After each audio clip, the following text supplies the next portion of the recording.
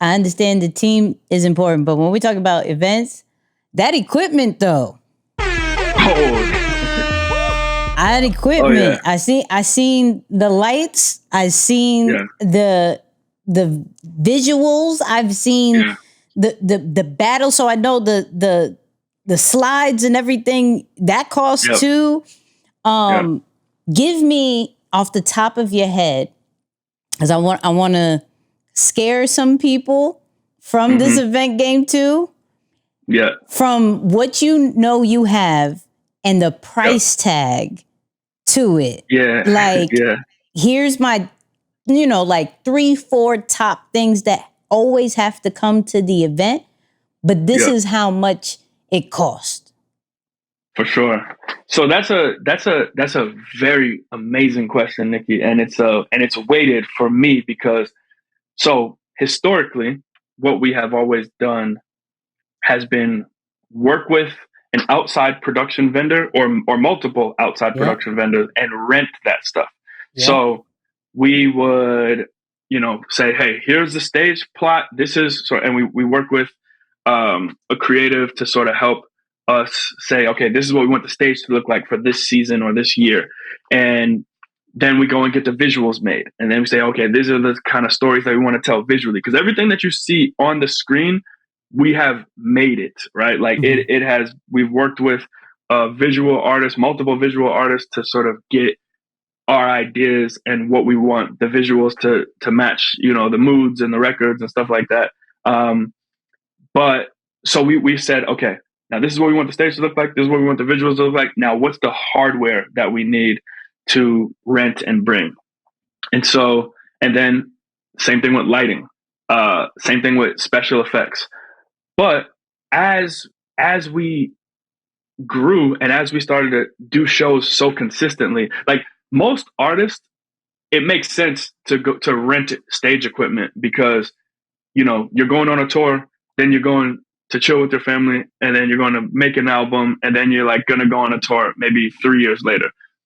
For us, we're constantly going on the road. And when I was looking at the P&Ls of a tour season or of the year, I'm like, we're spending hundreds and thousands of dollars on renting this equipment.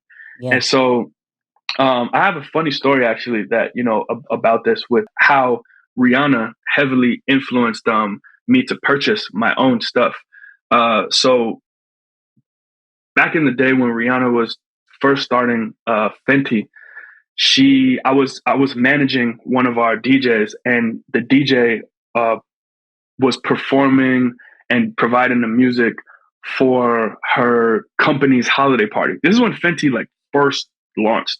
I don't remember the year, but so we're there setting up the music in a restaurant in LA, and then she comes in super early, and she's like, "Are you guys ready? Let's make sure the music is super dope and blah, blah, blah." And I'm like, "Yo, we got you. Music is going to be incredible."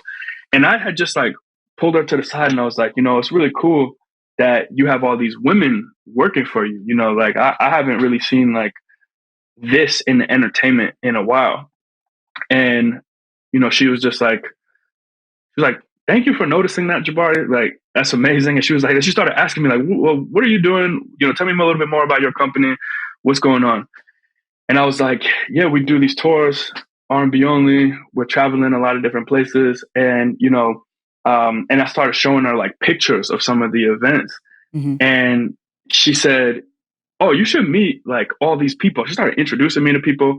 One of the people that she said I should meet was a woman who handled all of the manufacturing for her Puma deal. So all of the manufacturing in China, it was this woman ran all of that. And so when I showed her the shows, she said, "Hey, if you ever thought about buying some of that LED equipment, my husband is really familiar with this stuff. And there's actually a big conference that he goes to every year called LED China." And she put me on a WhatsApp with him, and he was like, "LED China's happening in a month." And so then I booked a ticket to go to China immediately. Yeah. And so then I went to China, and then me and a few people from my team were out there in literally we went to 8 different factories that make LED walls. And that's when I started to like, I cut the middleman out and I was like, okay, I can actually like purchase some of this stuff on my own. And so I mean, some of these things are like, you have to drive through like jungles and stuff like to get to some of these factories and stuff like it's crazy. And so then I went and I made a second trip out there and started to even get, you know, a lot more knowledge. So the first trip was really like to go to a conference to see everything. And then I went to a few factories, and then the next trip was like solely factories, and meeting a bunch of people and sort of just like getting the best deal. And then it all sort of like recently, we just purchased like, let me see, I don't know if people will understand this, but like we purchased like over 500 like double-sided panels. But basically what that shakes out to is like we have the ability to produce 4 different shows and have 4 different like LED huge setups like at one time. So yeah, the cost of all this stuff, like between like getting it over here, shipping, special effects, blah, blah, blah. I mean, just this year alone, we've probably spent like over $1 million in production equipment, and now we own first most of all, of it. You're not gonna speed past that. Like you didn't just say what you just said. So yeah, definitely. And but we own it all, and it's housed in 2 warehouses that are also our warehouses in LA and in Nashville, that service all of the shows that we do. But yeah, I wouldn't have made those connections with China specifically directly with the manufacturers if it wasn't for Rihanna. And, you know, that was just a crazy scenario of just like, not being afraid to tell people about like what your dreams are and what you're trying to do.